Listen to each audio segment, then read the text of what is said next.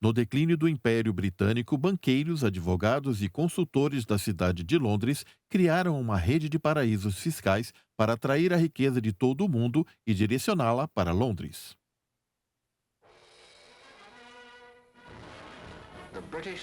O soldado britânico. O encontramos por todo o mundo, desde Gibraltar até Hong Kong. Esteja onde estiver, ele se levanta contra o futuro ameaçador, sendo um defensor de nossa vontade compartilhada de ordem. Fogo!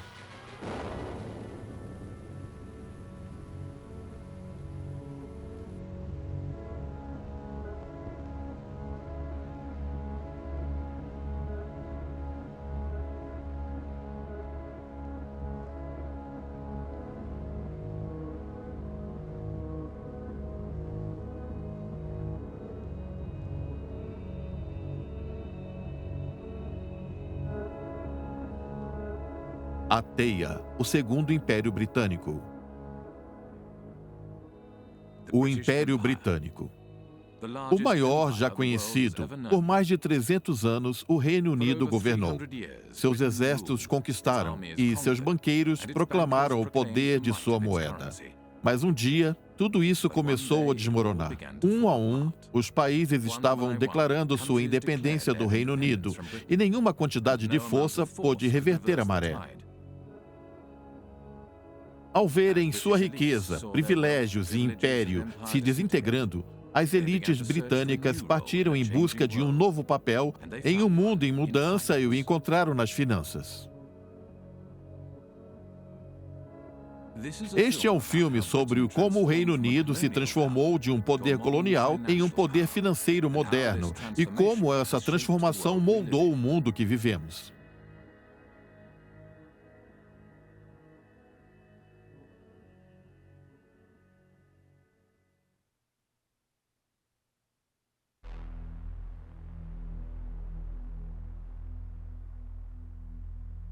Nos dias do Império Britânico, a cidade de Londres era o maior centro financeiro do planeta. Londres nada mais era do que o coração financeiro do Império Britânico. Os historiadores Ken e Hopkins a chamam de comandante do motor imperial. Os países do Império costumavam utilizar a libra esterlina, onde Londres atuava como financista, não apenas dentro da zona onde a libra circulava, mas também fora dela. Conforme o Império Britânico declinava, Londres também declinava. Um caminhão do exército britânico foi bombardeado, resultando em 2 soldados mortos e 12 feridos. Com os distúrbios se espalhando por toda Chipre, os jovens estão desempenhando um papel cada vez maior na violência. Aqui um grupo de meninas está dispersando depois de atirar pedras na polícia militar britânica. Com a queda do Império, os interesses comerciais britânicos em todo o mundo foram ameaçados. Em 1956, o Egito nacionalizava o Canal de Suez. Uma nova crise surge no Oriente Médio, com o presidente Nasser anunciando para a multidão em Alexandria que o Egito acaba de tomar posse do Canal de Suez, até então propriedade internacional. França e Reino Unido emitem um ultimato de 12 horas. Poucas horas após o prazo expirar, aviões de combate britânicos dirigem-se ao Egito e seus bombardeios atacam 5 cidades-chave, incluindo Cairo. Os Estados Unidos se opuseram à invasão e pressionaram o Reino Unido e a França a retirarem suas tropas. Os Estados Unidos não participarão dessas hostilidades. Temos a esperança e a intenção de que essa questão seja apresentada à Assembleia Geral das Nações Unidas.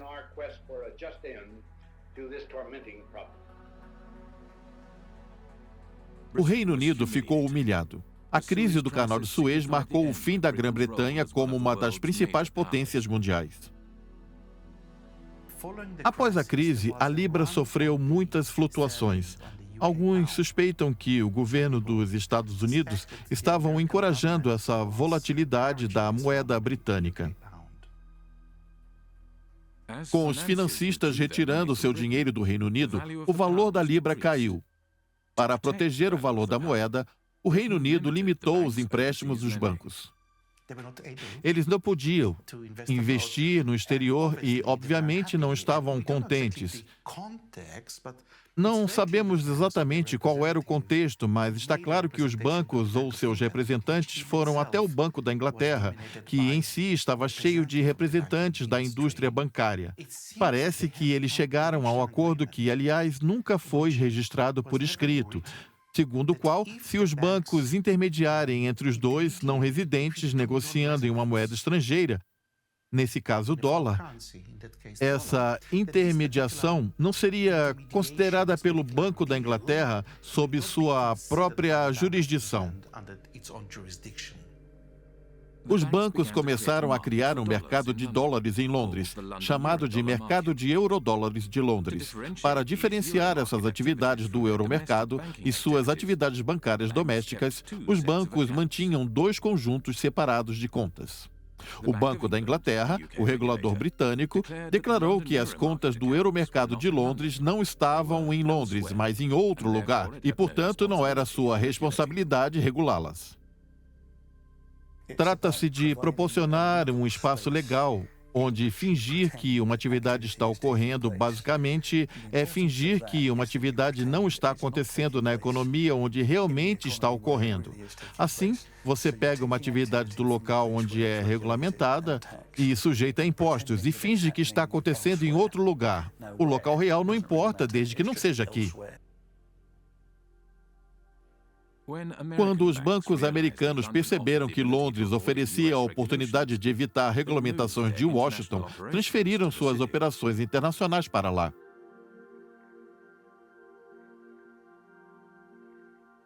Quase ao mesmo tempo em que os bancos americanos estavam se mudando para Londres, um novo tipo de espaço financeiro começou a surgir, desta vez longe de Londres, nas jurisdições ultramarinas britânicas, os últimos vestígios do antigo império.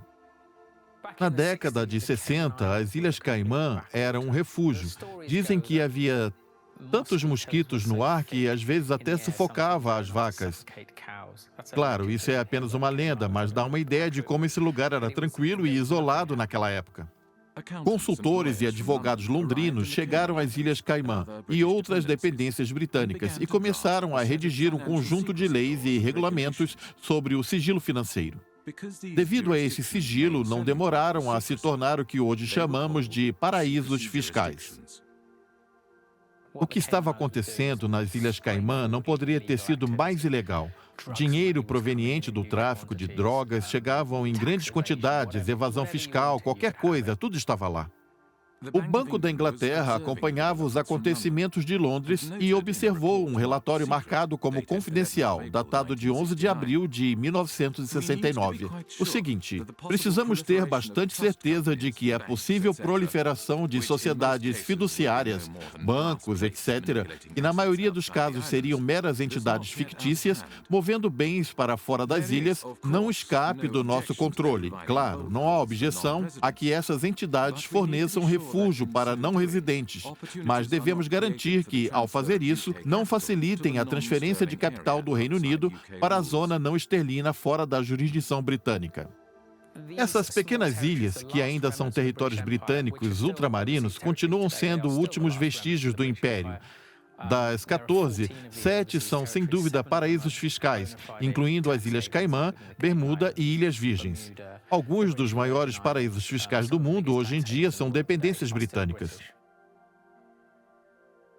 Com acesso a grandes quantidades de dinheiro offshore ou extraterritorial, o euromercado experimentou um crescimento sem precedentes. Em 1980, atingiu um total de 500 bilhões de dólares e 4,8 trilhões em 1988. E em 1997, quase 90% de todos os empréstimos internacionais foram realizados por meio desse mercado. O Império Britânico havia desmoronado, deixando poucos vestígios, mas a City de Londres se adaptou e sobreviveu.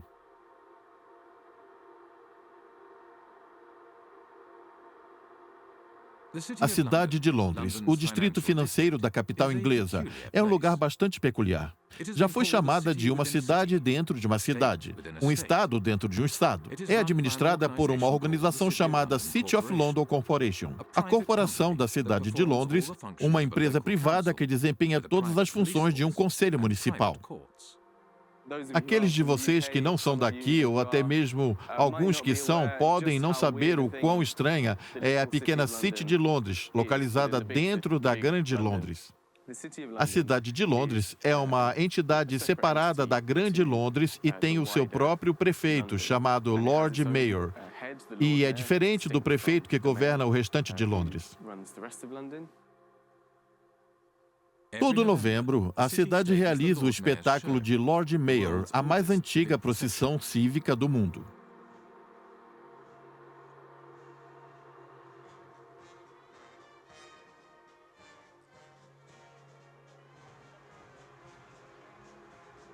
A cidade de Londres manteve seu status legal peculiar por muito tempo, pois em 1066, quando William, o Conquistador, chegou à cidade, era um dos poucos pedaços da Inglaterra que ele não conseguiu conquistar.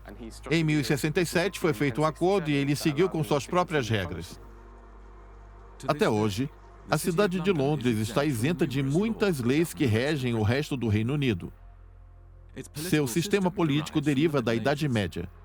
O índice eleitoral da cidade é dominado não por seus residentes, mas pelas empresas privadas que operam dentro dela. Seu prefeito é escolhido pelos chefes das guildas medievais. Eles têm um representante na Câmara dos Comuns chamado o Recordador, além dos secretários da Câmara dos Comuns, sendo a única pessoa não eleita lá. Todos os outros lobistas não têm acesso além do saguão. A cidade de Londres tem um representante permanente na Câmara de Comuns, cuja função é informar a corporação da cidade e pressionar o parlamento em seu nome.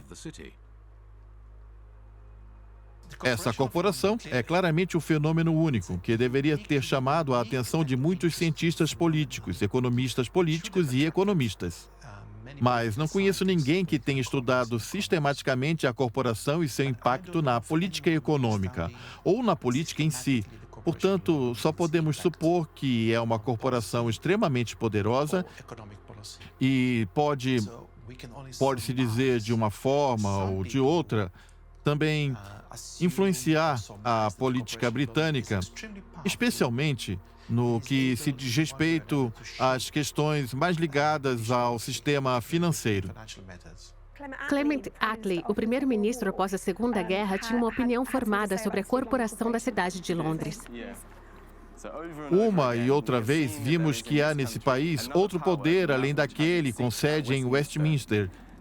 É a cidade de Londres, um termo conveniente para um conjunto de interesses financeiros que podem se impor contra o governo central. Aqueles que controlam o dinheiro podem, tanto dentro quanto fora do país, seguir uma política contrária à decidida pelo povo.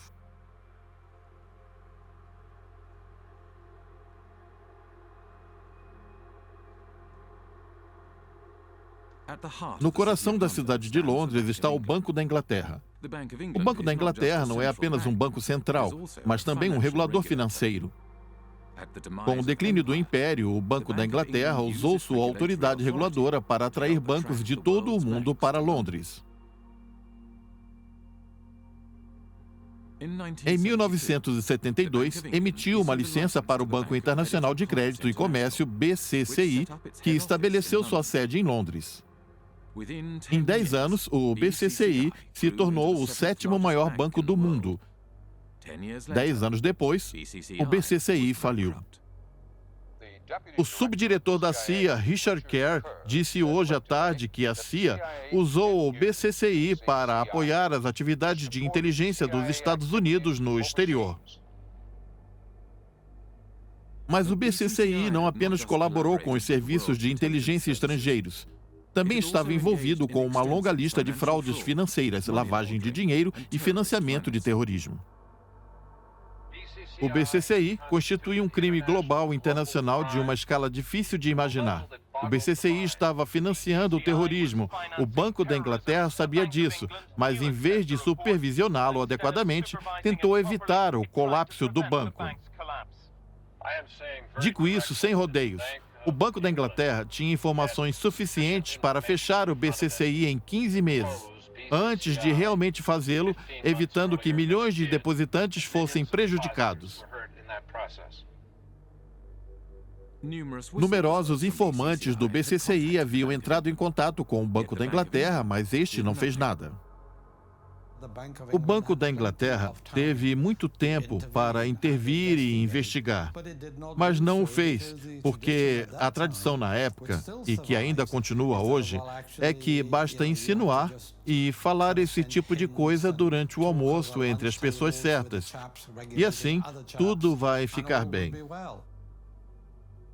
Robin Lee Pemberton, governador do Banco da Inglaterra, no momento do colapso do BCCI, disse: "O atual sistema de supervisão tem servido bem à comunidade. Se fechássemos um banco sempre que encontrássemos um incidente de fraude, haveria bem menos bancos do que há agora." Londres era um lugar onde os bancos faziam negócios que não eram permitidos em outros lugares, onde os banqueiros-chefes não tinham que se preocupar com as consequências de suas ações. Esta é uma das razões pelas quais, hoje em dia, há mais bancos em Londres do que em qualquer outro centro financeiro. No Reino Unido, geralmente nenhum banqueiro vai para a prisão. Eles são considerados uma espécie protegida, e isso também faz parte do modelo de negócios offshore, ou seja, você traz seu dinheiro aqui, nós cuidamos dele, e em nenhum momento você vai para a prisão. Nós te damos carta branca.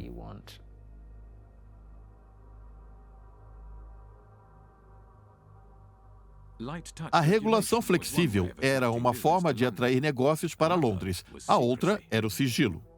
Desde a década de 1960, as instituições da cidade de Londres começaram a estabelecer filiais extraterritoriais nas antigas fronteiras do Império Britânico. Seu objetivo era criar centros offshore com legislação projetada para proteger segredos comerciais, atraindo o capital de todo o mundo. O segredo bancário suíço é mais famoso. Você sabe, você coloca o seu dinheiro em um banco suíço e eles prometem não contar a ninguém. Mas há outro tipo de segredo muito britânico em sua essência, que é o trust. É um mecanismo muito escorregadio, complicado e sinuoso. Segundo a lenda, os trusts surgiram na época das Cruzadas, quando os cavaleiros lutavam em terras estrangeiras e deixavam seus bens sob os cuidados de mordomos de confiança. Basicamente, o que os trusts fazem é brincar com o conceito de propriedade. A propriedade não é algo tão simples. Então, um instituidor entrega os bens a um fiduciário, frequentemente um advogado. Legalmente falando, você se separa desses bens, eles não são seus, e assim você não paga impostos sobre ele. Ninguém nunca vai descobrir que você tem algo a ver com esses ativos que foram utilizados. Nas jurisdições britânicas ultramarinas, não são necessárias qualificações para ser um fiduciário. Qualquer um pode estabelecer um trust e oferecer esse tipo de serviço. Não há registro de trusts, nem órgãos que certifiquem sua constituição. As únicas pessoas que sabem sobre a criação desse acordo são o fiduciário e instituidor. No que diz respeito ao negócio em si, não há obrigação de registrá-lo, nem de compartilhar informações financeiras do trust. Eles não são obrigados a declarar demonstrações financeiras em nenhum lugar. São, para todos os efeitos, acordos invisíveis. O economista John Christensen foi conselheiro econômico do paraíso fiscal de Jersey por 10 anos. Não estamos falando de alguns milhões, mas de trilhões de dólares de capital que, aparentemente, não pertencem a ninguém, pelo menos para fins fiscais e outros fins. Tudo desde obras de arte, barras de ouro, cavalos de corrida, carros, imóveis, não apenas ativos financeiros, mas uma grande variedade de ativos não financeiros. Pertencem a esses trusts, que estão lá e não pertencem a ninguém. E estamos falando, talvez, de até 50 trilhões de dólares em ativos que são armazenados no exterior por trás desses instrumentos considerados legais. As Ilhas Caimã estão entre vários territórios britânicos ultramarinos que assinaram um novo acordo de troca de informações com o Reino Unido e o resto da Europa para combater a evasão fiscal. Agora, os países são obrigados a fornecer detalhes sobre a propriedade das contas bancárias e suas transações. É importante que as Ilhas Caimã sejam reconhecidas como o primeiro território ultramarino a assinar um acordo desse tipo com o Reino Unido. E acredito que isso reflita de maneira significativa a abordagem construtiva que as Ilhas Caimã adotaram para alcançar nosso objetivo compartilhado de combater a evasão fiscal. Os trusts são a base do modelo britânico, mas aplicam o conceito de sigilo bancário como fazem os suíços. Os britânicos, é claro, estão muito dispostos a acabar com o sigilo bancário, pois isso lhes permitirá capturar uma parcela maior do mercado. Os trusts são o componente fundamental do segredo anglo-saxão, a partir do qual estruturas offshore muito complexas são projetadas. Cada paraíso fiscal oferece um conjunto definido de serviços, desde trusts até empresas fictícias, contas bancárias secretas e diretores nomeados. A combinação desses serviços distribuídos por estruturas complexas, que abrangem várias jurisdições, permite a criação de entidades secretas praticamente impenetráveis. Uma estrutura offshore frequentemente terá um tipo de trust por trás dela. O trust estará aqui gerenciando os ativos, sendo também proprietário de algumas empresas fictícias, cada uma das quais pode estar em uma jurisdição diferente. Portanto, pode haver um trust em uma jurisdição, cujos fiduciários estão em outro lugar, cujos beneficiários, por sua vez, estarão em outro lugar ainda, mantendo empresas extraterritoriais em outro lugar. A cada uma dessas empresas pode assumir os ativos. Uma conta bancária, um cavalo de corrida, um iate, uma pintura, uma carteira de valores, o que for. Existem numerosas variações de trusts e estruturas secretas offshore. Há advogados cujo trabalho se limita à criação de estruturas cada vez mais complexas e obscuras. O objetivo é sempre ocultar a identidade dos proprietários dos ativos e permitir que a riqueza seja reciclada nos mercados globais. Ao ver a quantidade de dinheiro que é gerenciada a partir dos paraísos fiscais, não há dúvidas disso. E tudo o que fizemos, junto com outras pessoas que também lutam contra os paraísos fiscais, não mudou nada. É um mundo onde você fala e eles dizem: tudo bem, mas continuarei fazendo aquilo que eu quero. Sabemos de tudo isso, em parte graças ao Panama Papers, e ainda assim não podemos fazer nada a respeito disso. Porque o sistema protege as poucas pessoas que se beneficiam dele. Mas, por poucos que sejam, também são muito poderosos. E eu vejo no Comitê do Panamá, que é o comitê do qual eu faço parte, que a única coisa que poderia mudar tudo isso é ter um registro de acesso público dos beneficiários, dos trusts e de todos os tipos de empresas.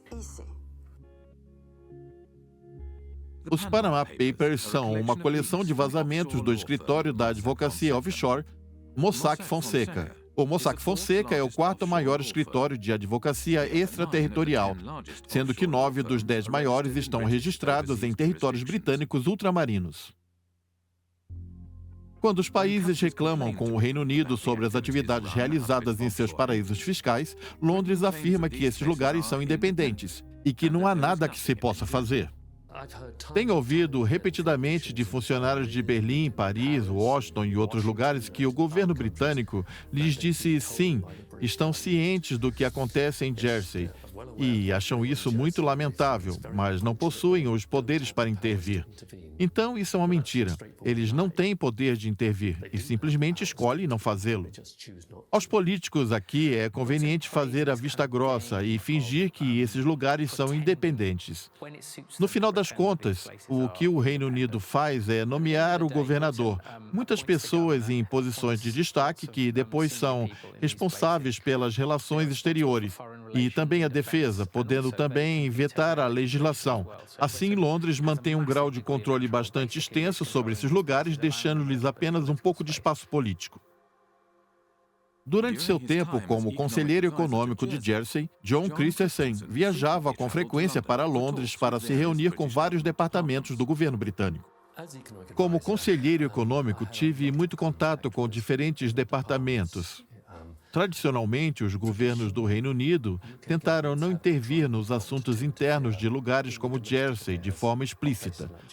Assim, eles o fazem de maneira mais sutil. Você vai lá e fala com alguém do Ministério do Interior ou do Tesouro, e eles dizem: na verdade, não gostamos muito dessa legislação, seria bom se vocês a deixassem de lado. É como se estivessem dizendo: voltem para ele e digam que eles não querem que façam isso. O governo britânico prefere não interferir abertamente, mas comunica seus desejos por meio de discussões informais. Não há rastro de papel ou declaração oficial. As discussões ocorrem a portas fechadas.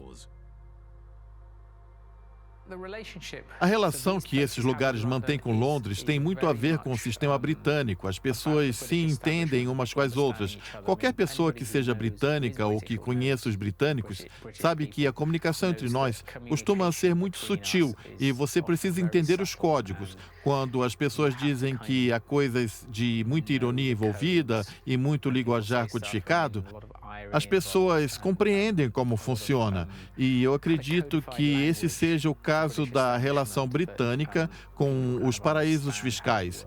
Eu acredito que há uma compreensão do que podemos e também do que não podemos fazer sem que ninguém precise soletrar para explicar melhor isso. Ao manter seu poder oculto, o Reino Unido pode afirmar que essas jurisdições são politicamente autônomas. A independência das Ilhas Caimã não está na agenda do governo. Essa é a mensagem que está sendo enviada ao Comitê Especial de Descolonização da ONU. O advogado McField representará o governo na reunião da ONU. O comitê foi criado para auxiliar as colônias ao redor do mundo em seu caminho para a independência. E a mensagem é que o primeiro-ministro, este gabinete, esse partido, não tem mandato com o povo das Ilhas Caimã para buscar a independência. Essa é uma mensagem que levarei. Quando as Bahamas declararam sua independência da Grã-Bretanha em 1967, os banqueiros se mudaram para as Ilhas Caimã e continuaram seus negócios de lá. Foi a conexão britânica que assegurou aos banqueiros e seus clientes que seu dinheiro estava seguro. Essa base britânica é o que permitiu que a indústria de serviços financeiros e as finanças offshore, juntamente com todas as pessoas associadas a elas, confiem nesses lugares. Na verdade, grande parte da riqueza administrada nos paraísos fiscais britânicos é controlada a partir de Londres. As pessoas da cidade de Londres gostam de fazer o trabalho sujo longe de casa. Poderia não haver um regulador que realmente leve seu trabalho a sério e acuse de fraude em Londres. Portanto, é melhor realizar as fraudes em águas internacionais como Gibraltar ou Jersey, onde há muito menos riscos de um julgamento sério ocorrer. Os acordos frequentemente são discutidos e concluídos em Londres, mas estão registrados no exterior para fins fiscais, regulatórios e de transparência. O que a cidade permite é que ela se envolva em negócios sujos, mas depois, quando um escândalo é revelado, eles dizem: bem, eles são independentes, não há nada que possamos fazer. Eles são eles, um paraíso fiscal, e nós somos nós, a cidade. Não temos nada a ver com esse tipo de coisa, portanto, é uma relação incrivelmente conveniente. A cidade de Londres permitiu que Jersey, Guernsey e outros territórios ultramarinos britânicos se tornassem paraísos fiscais. Para mim, eles são como os Frankensteins criados para a cidade de Londres. Hoje em dia, o Reino Unido é o maior provedor mundial de serviços financeiros internacionais. O Reino Unido desempenha um papel quase único nas finanças globais. Se olharmos bem os dados, o tipo de dados que construímos no índice de sigilo financeiro, veremos que as participações relativas de cada país na prestação global de exportação de serviços financeiros, ou seja, serviços financeiros oferecidos a não residentes, agora existem dois grandes centros e tudo o mais é bastante pequeno em comparação. Os dois grandes centros são os Estados Unidos, com cerca de 19% do mercado global, e o Reino Unido, com seus territórios ultramarinos, com cerca de 25% do mercado. E se você adicionar a isso outras jurisdições, ex-colônias, recentemente independizadas como Hong Kong, Singapura, talvez até Dubai, Bahrein e Chipre, então você chega a uma figura próxima de 40%. E acredito que esse número represente melhor o verdadeiro papel de Londres no mercado financeiro global. Os soldados partiram, os administradores abandonaram suas colônias, mas ainda mantiveram um grau significativo do controle sobre os fluxos financeiros dessas antigas partes do império e do resto do mundo. Assim, podemos descrevê-lo como um segundo império, dessa vez financeiro e oculto, que abrange grande parte do mundo. Na época do Império Britânico, a cidade de Londres era o maior centro financeiro global do mundo. Não apenas as colônias britânicas, mas também países independentes conduziam suas atividades bancárias em Londres e utilizavam a moeda do Império para o comércio e financiamento. Conforme o Império declinou, também o fez a cidade de Londres. O estabelecimento do Euromercado de Londres permitiu que os bancos da cidade continuassem a explorar suas redes e experiência da era do Império, enquanto a criação de jurisdições secretas concedia aos bancos o acesso a grandes quantidades de dinheiro barato. Bancos internacionais de todo o mundo estabeleceram filiais em Londres, nas jurisdições ultramarinas britânicas, para aproveitar esse novo sistema. Esse sistema é uma nova forma de ocupação. A outra terminou em 1962 para a França. Não sei para a Inglaterra, mas deveria ser por volta do mesmo ano, com a Inglaterra ainda presente na Índia e em outras colônias. E quando você observa os fluxos de dinheiro para os paraísos fiscais, percebe que eles aumentaram consideravelmente quando nos retiramos das colônias. Indivíduos ricos, o crime organizado e corporações transferiram suas riquezas para o exterior em troca do sigilo e isenção de impostos. E, à medida em que os países ao redor do mundo começaram a desregulamentar e abrir suas economias, isso tornou cada vez mais fácil de fazer. Hoje em dia, até metade de toda a riqueza extraterritorial mundial pode estar oculta nos países fiscais britânicos.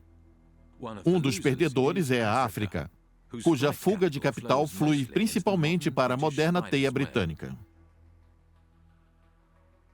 Acredito que não seja coincidência que o Império Extraterritorial Britânico tenha surgido mais ou menos ao mesmo tempo que o colapso do seu império formal. Tendemos a pensar na África como um enorme devedor líquido em relação ao resto do mundo. Porém, sua dívida líquida no final de 2008 era de 177 bilhões de dólares. A dívida de todas as nações da África subsaariana totalizou 177 bilhões de dólares em 2008. No entanto, a riqueza que as elites desses países haviam transferido para o exterior entre 1970 e 2008 é estimada em 944 bilhões de dólares, mais de 5 vezes sua dívida externa. 944 bilhões. Façamos as contas e veremos que a África não é um devedor líquido, mas sim um credor líquido para o resto do mundo. À medida que o capital era transferido para o exterior, as nações africanas contraíam empréstimos de bancos internacionais a juros elevados. Com o tempo, essas dívidas se tornaram tão grandes que talvez nunca sejam pagas. Os paraísos fiscais estavam privando as nações em desenvolvimento de sua riqueza e receitas fiscais. Por muito tempo, muitos países em desenvolvimento, incluindo recentemente o Equador, têm tentado estabelecer um órgão fiscal da ONU como um padrão mais elevado do que o existente agora, o Comitê Fiscal da ONU. No entanto, toda vez que isso acontece, os esforços são obstruídos. Durante o processo do financiamento para o desenvolvimento da Addis Abeba no ano passado, acredito que o Reino Unido e os Estados Unidos foram os que impediram mais uma vez os esforços para estabelecer essa organização fiscal. Por que eles não gostariam de ter um processo de tomada de decisão democrático nas decisões globais sobre os impostos arrecadados através das fronteiras? Isso não faz sentido. E isso continuará sendo um problema. O Ocidente impede as tentativas de fornecer maior transparência aos fluxos financeiros internacionais e a implementação de padrões globais para toda a coleta de impostos através das fronteiras, enquanto as elites dos países em desenvolvimento usam centros extraterritoriais para ocultar sua riqueza no exterior. O petróleo no Gabão não beneficiou o povo do Gabão. O mesmo acontece com o cobre na Zâmbia e o ouro em Moçambique ou no Mali. Beneficiaram as empresas que o extraem e seus acionistas, e também a elite corrupta existente. Nos países em desenvolvimento, o sistema extraterritorial de países fiscais facilitou o saque desses países por suas elites, permitindo-lhes roubar o dinheiro e mantê-lo seguro em outro lugar. São chamados de fluxos financeiros ilícitos, porque o anonimato que os impulsiona cria incentivos para que as pessoas em posições de poder sejam corruptas. É por isso que há um grupo de países onde o progresso do desenvolvimento é tão difícil. Os incentivos dos indivíduos e a capacidade de persegui-los através de todos os mecanismos que aumentam os fluxos ilícitos superam os tipos de mecanismos que garantem um Estado poderoso, representativo e eficiente que pode começar a gerar desenvolvimento.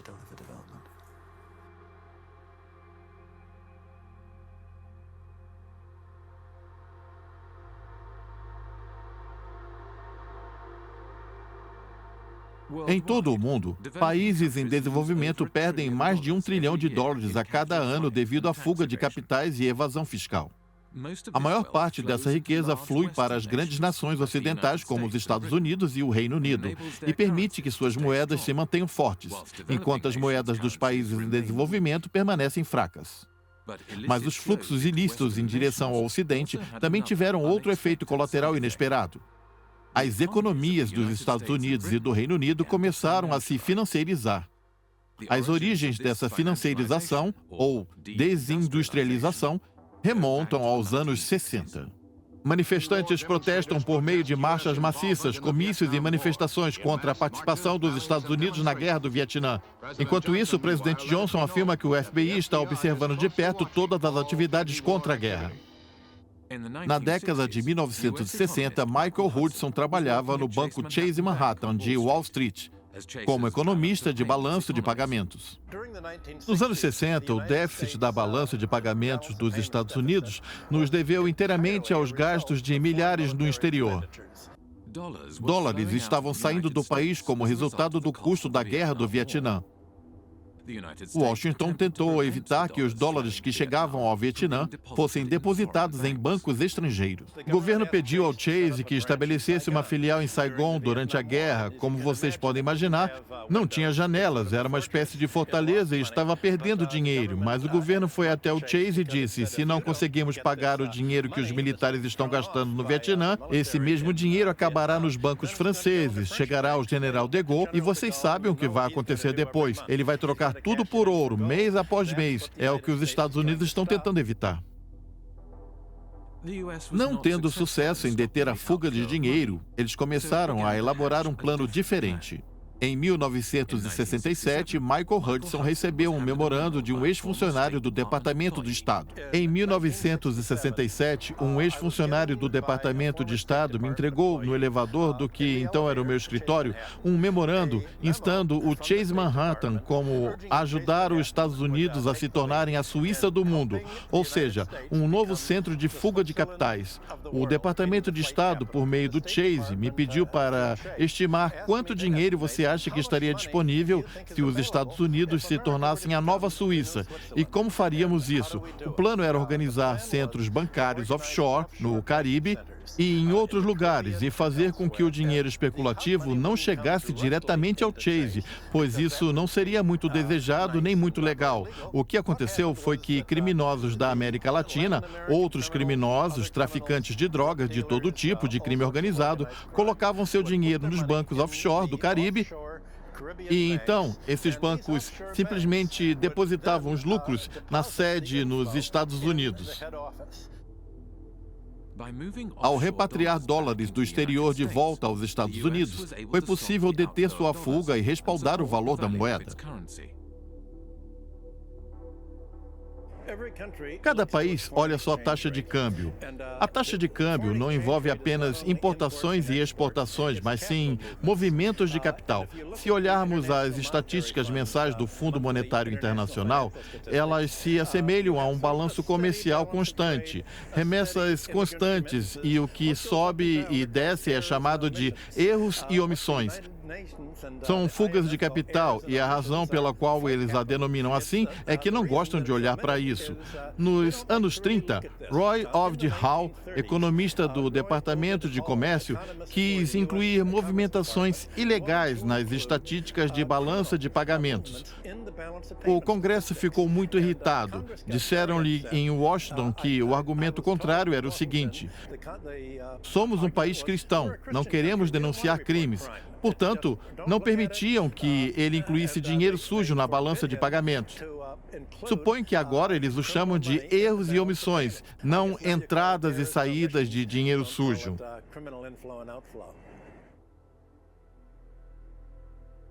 Nas décadas de 60 e 70, o Reino Unido enfrentou um dilema semelhante aos Estados Unidos. Dinheiro estava saindo, reduzindo o valor da libra. Então, Londres percebeu que também poderia apoiar o valor de sua moeda ao abrir o mercado interno para trilhões de dólares, que passavam por seus paraísos fiscais ultramarinos. No entanto, assim como nos Estados Unidos, isso teve um efeito colateral inesperado. Os bancos britânicos de hoje, assim como no século XIX, não investem seu dinheiro na indústria manufatureira britânica.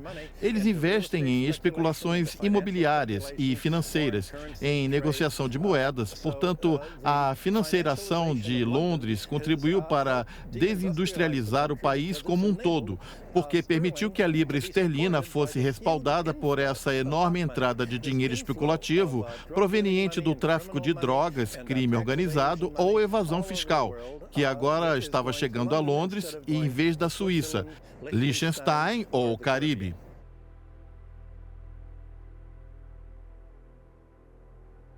Com o apoio tácito dos Estados Unidos, os refúgios extraterritoriais do Reino Unido cresceram rapidamente e em pouco tempo, e o sistema offshore se tornou o mercado financeiro internacional de referência no mundo. Inicialmente, poucos sabiam que esse mercado funcionava. Em 1986, o economista John Christensen foi ao exterior para investigar. Ele se candidatou a um cargo no território de Jersey, de uma das principais empresas de auditoria do mundo.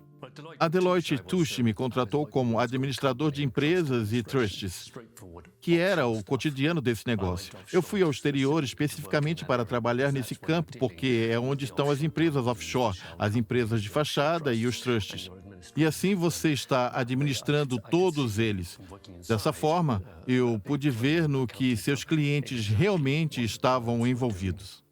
Tive acesso total a todos os arquivos e durante meu período na Deloitte Touche, investiguei mais de 100 de seus clientes estrangeiros. E isso é o que eu encontrei.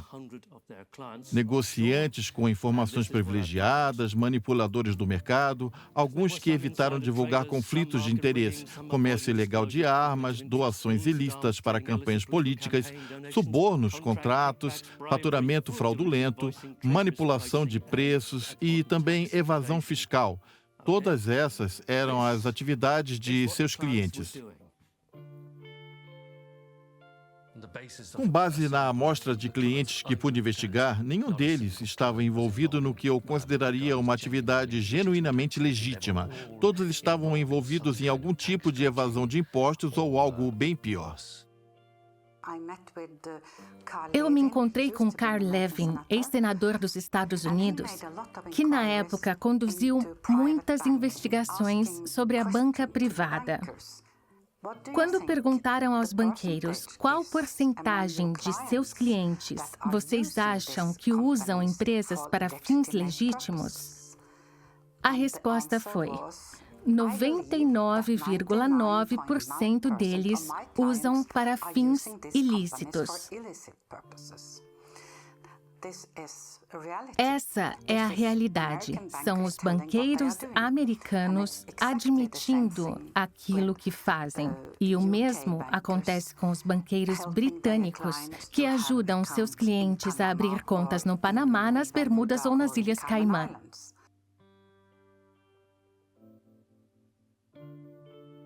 Os paraísos fiscais são muito utilizados para atividades financeiras fraudulentas e áreas cinzentas onde o sigilo não apenas é desejável, mas necessário. Atividades financeiras legítimas não precisam de sigilo fornecido pelos paraísos fiscais ultramarinos, nem têm o desejo de pagar as altas taxas cobradas pelos bancos e escritórios de advocacia offshore. Hoje, cerca de metade das jurisdições secretas do mundo são dependências britânicas.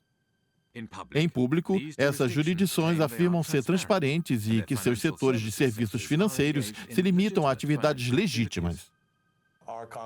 Nossa economia e, portanto, nossas instituições financeiras não se baseiam no sigilo.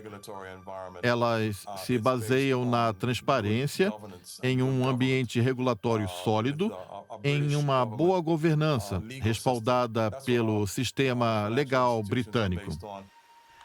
Nessa noite, recebemos a resposta do chefe da Cayman Finance, após um grupo de ativistas anti-evasão fiscal com sede nos Estados Unidos anunciar planos para viajar para as Ilhas Caimã para chamar atenção para o que eles consideram evasão fiscal corporativa. Richard Cole diz que não há nada a esconder. Se alguém quiser vir para as Ilhas Caimã para descobrir o que fazemos aqui, eu digo, pode vir. Aqui não temos segredos. Quando cheguei às Ilhas Caimã em 2008, liguei para o porta-voz do governo e ele me disse: temos uma ordem de cima de que ninguém pode falar com você. Você está fora dos nossos limites. Em 2011, o jornalista Nicholas Shaxson publicou As Ilhas do Tesouro, um livro inovador sobre o sistema offshore. O autor de uma série de relatórios da mídia internacional diz que apreciaria um debate com o presidente das finanças das Ilhas Caimã, Tony Travers. Ele disse que Shaxson é um idiota com compreensão de uma criança de 11 anos. Sempre haverá a política da inveja. Agora, a política da inveja é exacerbada por idiotas que, na verdade, não entendem o que está acontecendo nas Ilhas Caimã. Eu não sei o que ele está falando e, além disso, ele mesmo não sabe do que está falando. As Ilhas Caimã são o quinto maior centro financeiro do mundo, abrigando 80 mil empresas, 3/4 das quais lidam com fundos de hedge globais, com depósitos de 1,9 trilhão de dólares. Ao mesmo tempo, as ilhas têm apenas 60 mil habitantes, equivalente à população indigente de Nova York. Uma estranha mistura de personagens habita o mundo offshore. Ex-alunos de escolas de elite, membros de serviços de inteligência, criminosos, senhores e damas de todos os tipos e banqueiros. Com tanto em jogo para tantas pessoas ricas e poderosas, não surpreende que os paraísos fiscais britânicos tenham desenvolvido seus próprios mecanismos curiosos para evitar o vazamento de informações. Para muitas pessoas que trabalham no negócio offshore e não gostam do que fazem, é realmente muito difícil discordar, porque você se expõe a ser atacado pessoalmente com um grau de crueldade bastante extraordinário. Na maioria das vezes, os instrumentos de repressão são relativamente sofisticados. Você não terá uma promoção fazendo isso, ou sua família não vai gostar. Em geral, não é "vamos colocá-los na prisão". Isso é muito bruto. Sendo essencialmente uma invenção britânica, os mecanismos que regem são muito sutis, recorrendo a uma espécie de ostracismo. E se alguém tenta delatar, existem todo um leque de métodos para silenciá-lo. Não apenas podem demiti-lo, mas também podem sobrecarregá-lo com um monte de trabalho ou desviar sua carreira, entre outras coisas.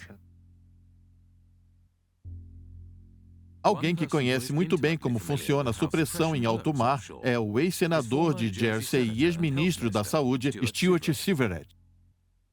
Em 2009, ele vazou um relatório sobre uma enfermeira acusada de matar pacientes no hospital de Jersey. Tudo chegou a um ponto crítico durante um debate ocorrido na terça-feira, 10 de março. O senador Stewart interrompeu a sessão, alegando que o senador Pritchard o havia insultado e dito para se suicidar. O senador negou a acusação, dizendo: "Eu refuto absolutamente". No entanto, menos de uma semana depois, ele foi forçado a admitir que havia mentido. O senador Pritchard agora admitiu que, em outra ocasião, disse ao senador Stewart para fazer o favor de cortar os seus pulsos. Fui detido em minha casa de manhã por 6 policiais à paisana, que havia mais 2 policiais especialistas em busca de dados e também mais 2 com coletes à prova de balas e um daqueles arietes usados em operações contra drogas. Então, 10 policiais ao todo se lançaram sobre mim e, sem nenhum mandado de busca, a minha propriedade foi revirada de cima para baixo. Todos os computadores foram apreendidos e vasculhados e a polícia roubou todo tipo de dados privados pertencentes ao distrito eleitoral. Pouco depois de começar a filmar, um policial saiu da delegacia e sorriu para a câmera, indo apressado para algum lugar. Acabou que ele estava indo testar as sirenes de sua moto, algo que ele fez várias vezes durante grande parte da entrevista. Quando chegou a hora de me julgar, Stuart Silverett foi julgado sob a Lei de Proteção de Dados.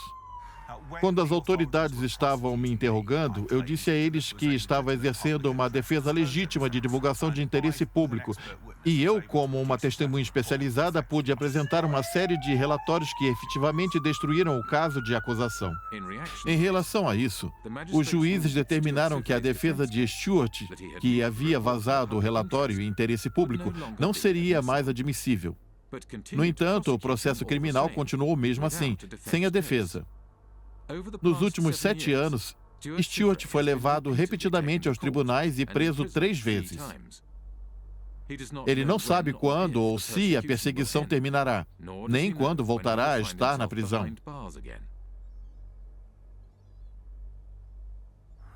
Olhando para Jersey de fora, parece que temos um sistema judiciário, um tribunal e uma legislatura, mas é tudo fachada.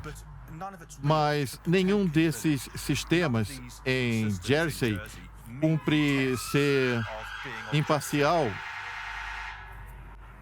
ou funcionar corretamente. O caso de Stuart Silverett talvez esteja no extremo mais forte de uma escala. Ele simplesmente foi reprimido e levado aos tribunais por acusações falsas. Vamos continuar com a entrevista. Pode ser que fique cansado. Assim é a opressão em Jersey. Fazem de tudo, todo tipo de coisa para assediar as pessoas. Geralmente, eles não chegam a esse tipo de extremos que fazem comigo em termos de prender e encarcerar.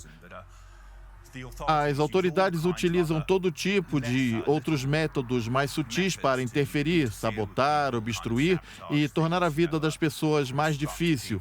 Se você incomodar os que estão no poder em Jersey, você não vai encontrar nenhum tipo de emprego aqui, nem os seus filhos. É assim que tudo funciona.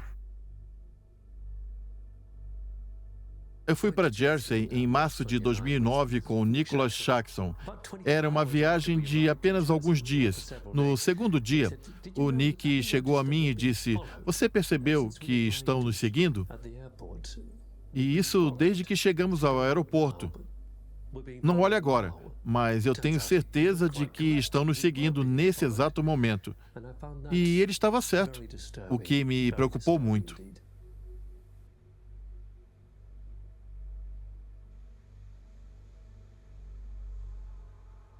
Há um ditado em Jersey: se você não gosta do que tem aqui, um barco sai a cada manhã. A literatura promocional da Jersey Finance afirma que Jersey representa uma extensão da cidade de Londres. É o lugar escolhido pela cidade de Londres para realizar muitas das atividades que não podem ser realizadas lá. Estamos aqui para falar sobre uma empresa chamada Appleby. Vou ler o que diz o site deles. Muitos dos membros da nossa empresa hoje ocupam não apenas cargos políticos, mas também cargos judiciais de alto nível em vários centros: Bermudas, Jersey, Ilhas de Man e Ilhas Caimã. Basicamente, eles se gabam do fato de que seus funcionários e sócios são amigos dos que estão no poder nos centros financeiros offshore. Os mesmos advogados e consultores que estabeleceram e administraram fundos também ocupam altos cargos políticos. No mundo ultramarino britânico, a maioria dos políticos está envolvida em negócios, vota a favor de negócios e promove interesses comerciais. Eles redigem, aperfeiçoam e aprovam legislações conforme lhes convém. Os políticos são da administração das empresas que supostamente deveriam regular. Não há lugar para dinheiro sujo no Reino Unido. Na verdade, não deveria haver em lugar nenhum do mundo. O desafio que coloco para todos os países hoje é erradicar a corrupção, garantir transparência sobre suas próprias empresas, saber o que elas estão fazendo e exigir isso das empresas estrangeiras que estão em seu país também. E trabalhar conosco para disseminar essa abordagem em todo o mundo. Publicamente, os políticos britânicos afirmam que estão tomando medidas contra as jurisdições secretas e a corrupção, mas na realidade estão fazendo o oposto. Quando falo com políticos em Bruxelas, eles dizem que tem mais lobistas de Londres, incluindo políticos, defendendo os interesses da cidade de Londres do que de todos os outros Estados-membros juntos. Isso nos dá uma ideia de até que ponto os políticos britânicos se veem como defensores da cidade de Londres. Começamos com a notícia mais importante do dia: esforços da Ilha Caimã para garantir a transparência em seu setor de serviços que estão sendo reconhecidos pela comunidade internacional. No início da semana, o primeiro-ministro britânico disse ao parlamento que rotular suas dependências como paraísos fiscais é injusto. Muitos políticos britânicos têm laços pessoais e comerciais com a cidade de Londres e os paraísos fiscais britânicos. O pai do ex-primeiro-ministro britânico David Cameron, Ian Cameron, era um especialista em fundos offshore e esteve envolvido em trusts extraterritoriais desde os anos 80. Neste tribunal atrás de mim, aqui em St. Helier, encontramos isso. É um documento chamado Concessão de Sucessão e está anexado ao testamento de Ian Cameron, o pai de David Cameron. Ian Cameron era um homem rico. Em 2009, investigadores estimavam sua fortuna pessoal em 10 milhões de libras. No entanto, Ian Cameron faleceu em 2010 e seu patrimônio era muito menor do que isso, 2,7 milhões. Em muitos casos, são os políticos e seus comparsas, famílias, etc., junto com os empresários que patrocinam partidos políticos, que usam esses serviços extraterritoriais. Portanto, eles não têm interesse pessoal para fechar isso. Se eles quisessem fechar, poderiam fazer isso até amanhã. O fato é que não querem, porque eles próprios são cúmplices. Se você é de uma boa família e conhece as pessoas certas, então todos os tipos de sutilezas legais frequentemente desaparecem. Você pode se safar fazendo todo tipo de coisas que um cidadão comum não pode. Se você batesse na porta hoje e perguntasse se pode criar uma empresa offshore, eles não deixariam. Mas se você faz parte das redes que fazem esse tipo de coisas, isso é uma parte muito importante de todo o sistema. É a classe alta. São as escolas de elite que estão lá, e isso durante séculos. O sistema britânico, uma rede antiga de elites privilegiadas, havia encontrado um nicho lucrativo no mundo offshore após o desaparecimento do império. Eles se transformaram de administradores do império em manipuladores financeiros para a elite global e as corporações multinacionais. À medida que mais dinheiro fluía para o exterior, as sociedades ao redor do mundo começaram a sentir o impacto do mundo offshore. A realidade não é o que você pensa, que o seu primeiro-ministro tem o poder de decidir o futuro do seu país. O poder está escondido aqui.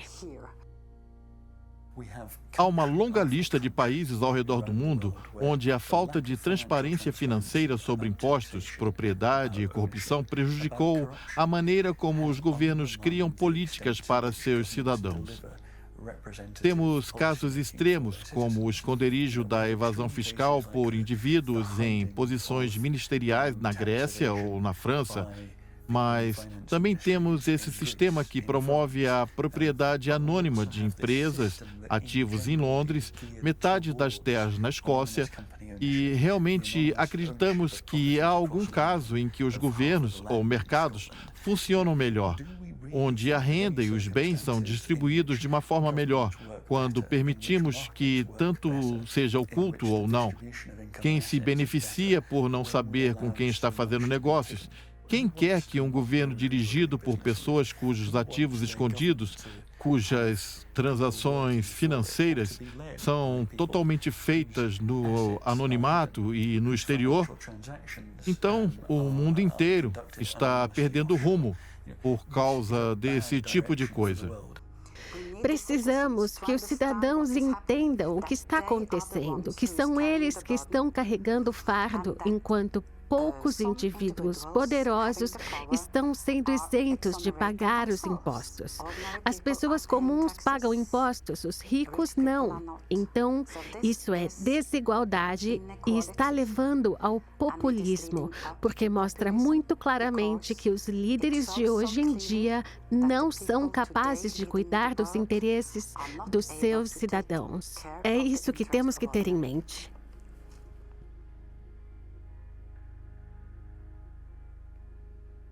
Nas décadas de 60 e 70, a evasão ou elisão fiscal eram consideradas antissistema. Então, você sabe, os Rolling Stones e Phil Collins, toda essa gente indo para fora era visto como algo rebelde.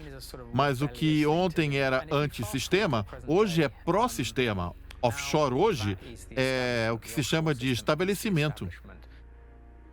Hoje em dia, o trust é a maneira como as elites e as multinacionais gerenciam seus assuntos.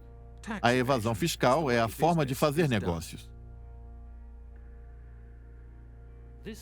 Esse tipo de engano sofisticado requer uma grande infraestrutura. Gostamos de falar sobre a infraestrutura de terno e gravata de pessoas altamente educadas que acham que têm o direito de ajudar os outros a enganar as sociedades. É uma nova máfia que vive ao seu lado. Embora eles não atirem nas pessoas, seu comércio é igualmente mortal, pois priva as pessoas de oportunidades de terem cuidados de saúde, educação, segurança, justiça e, essencialmente, uma vida totalmente plena. Os contadores e consultores são a espinha dorsal do sistema offshore, administrando as estruturas que permitem que certos indivíduos e empresas movam seu dinheiro para o exterior e evitem impostos. Existem cerca de 2,5 milhões de contadores no mundo, dos quais 330 mil no Reino Unido. Pessoas com boa reputação, bem vestidas, bem alimentadas, bem pagas, estão sentadas nos escritórios do centro da cidade e são pagas para elaborar esquemas de evasão fiscal para indivíduos e corporações. Todos nós podemos escolher um governo que diz: vote em nós, vamos lhe dar o melhor atendimento médico, melhor educação, a melhor segurança. E no dia seguinte, um consultor vem e diz: desculpe, pessoal, mas temos um esquema de evasão onde gigantes como a Amazon, Google, Microsoft não pagarão nenhum tipo de imposto. Bem, é uma pena porque vocês votaram em algo que não será cumprido. É um mundo tumultuado onde uma parte do modelo de negócios das grandes empresas de consultoria é como negar ao público serviços por meio de erosão das receitas fiscais. E essas mesmas empresas depois são recompensadas com contratos financiados pelo governo. Aconselham governos locais e o governo central, ou até mesmo auditam as contas das empresas e, no fim, nos dizem que tudo está bem. Quando debati isso com um parceiro do Price Waterhouse, cara a cara, ele disse: você nunca nos dará crédito por nada. Geramos milhões de dólares em receita e temos muitos clientes satisfeitos. Qual é o problema? E a minha resposta foi muito simples. É assim que falam os traficantes e cafetões.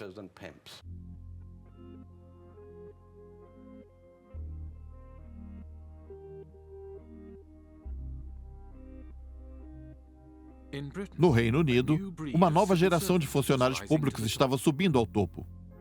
Um deles foi Dave Hartnett, que chegou ao topo da HMRC, a autoridade fiscal do Reino Unido.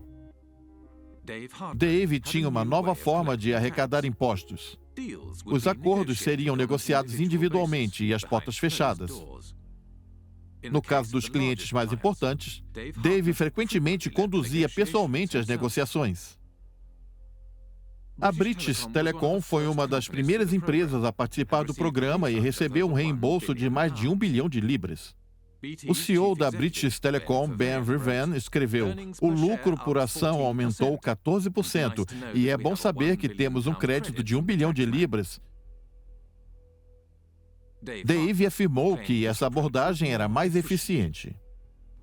As ações judiciais nos tribunais são incrivelmente caras hoje em dia e em todo o mundo, e acredito que devem ser evitadas tanto quanto possível. A arte está em persuadir as pessoas a pagarem o que lhes é devido com base em argumentos e coisas assim. Paguem os impostos! Paguem os impostos! Paguem os impostos! Depois que os protestos eclodiram em 2011, o Comitê Selecto do Tesouro questionou Dave. Ele afirmou que não poderia fornecer nenhuma informação devido ao sigilo dos contribuintes. Que lei o impede de divulgar informações ao parlamento? Todo o meu aconselhamento, Sr. Barclay, até o momento foi que tanto eu quanto meus colegas estamos protegidos pelo ato e pela decisão dos comissários. Dave Hartnett não mencionou que o aconselhamento jurídico que recebeu indicava que a divulgação de informações estava à disposição do diretor da HMRC, ou seja, ele mesmo, Dave Hartnett. Da mesma forma que a máfia antigamente, as empresas de consultoria agora penetram no Estado. O encarregado de combater a evasão fiscal na HMRC pertencia a uma dessas empresas. O recém-nomeado presidente da HMRC resultou ser sócio da KPMG e agora, pasmem, eles estão juntos no comando do Tesouro Britânico. Foi assim que a indústria de serviços financeiros conseguiu se infiltrar no Estado e começou a influenciar suas leis para o seu próprio benefício. O grau de influência política por parte da cidade de Londres, dos grandes bancos e escritórios de advocacia, é tão enorme que os políticos se tornaram seus porta-vozes. Com o governo não disposto a agir no interesse das pessoas, um grupo de manifestantes enfrentou Dave em um evento privado em Oxford. Desculpe interromper, será só um momento. Estamos aqui essa noite para entregar um prêmio a Dave. O prêmio em reconhecimento aos seus serviços de planejamento fiscal corporativo.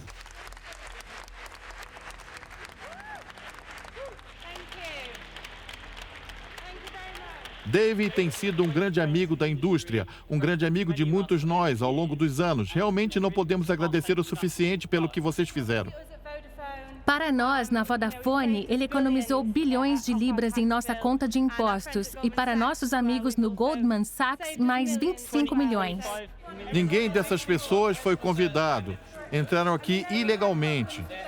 É invasão de propriedade privada. Saiam imediatamente, antes que chamemos os cachorros. Saiam daqui.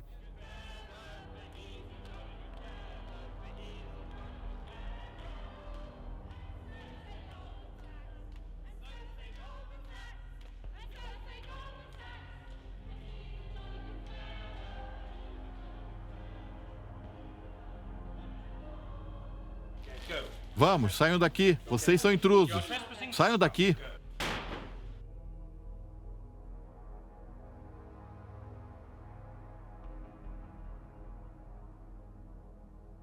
Após sua aposentadoria, Dave Hartnett foi para o setor privado, onde uma de suas posições foi na Deloitte, aconselhando governos estrangeiros em questões fiscais corporativas.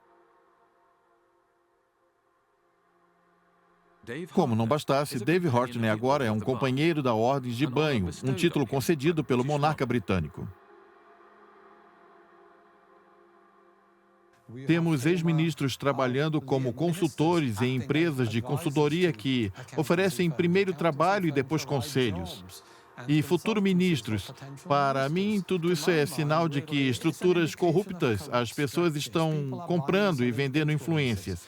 Quando um ex-ministro trabalha para uma empresa de consultoria, ele não está contribuindo para um conhecimento, mas sim abrindo oportunidades políticas, tanto para o seu país quanto para o exterior. Espero que, a essa altura, o fato de eu não confiar na maioria dos banqueiros, advogados e consultorias não os surpreenda tanto. Na verdade, acredito que todos eles estão envolvidos em uma conspiração contra o interesse público.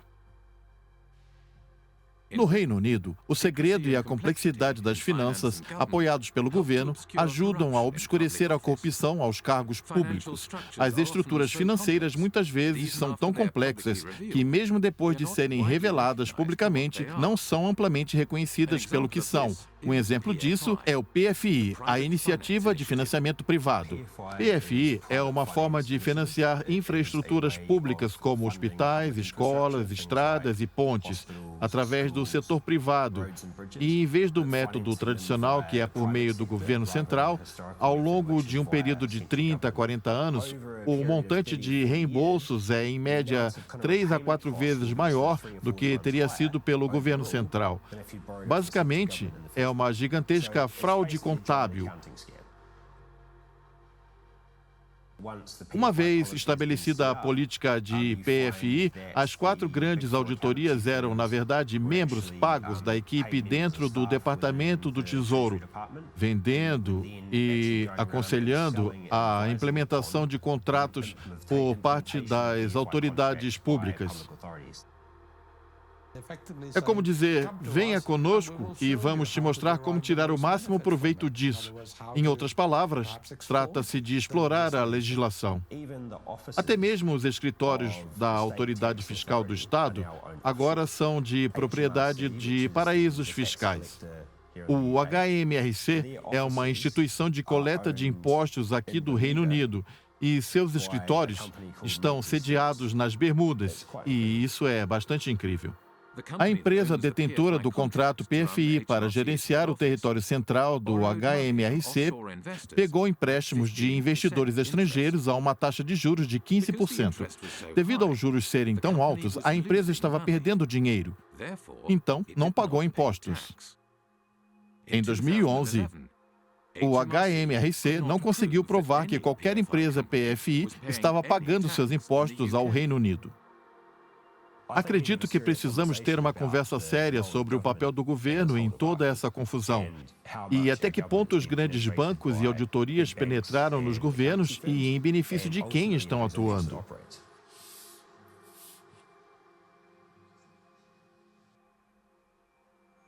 Conferência África PPP, Londres, 2016.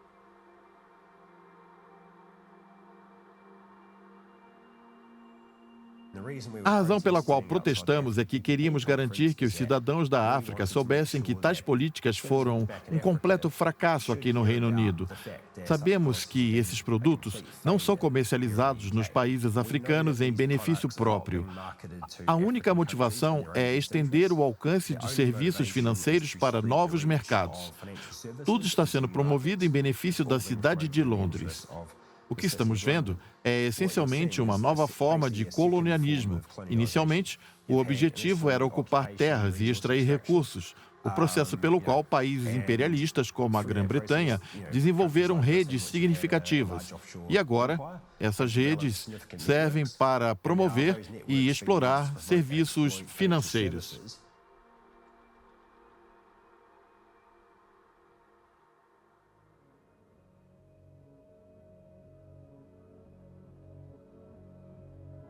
A cidade de Londres era o coração financeiro do Império Britânico.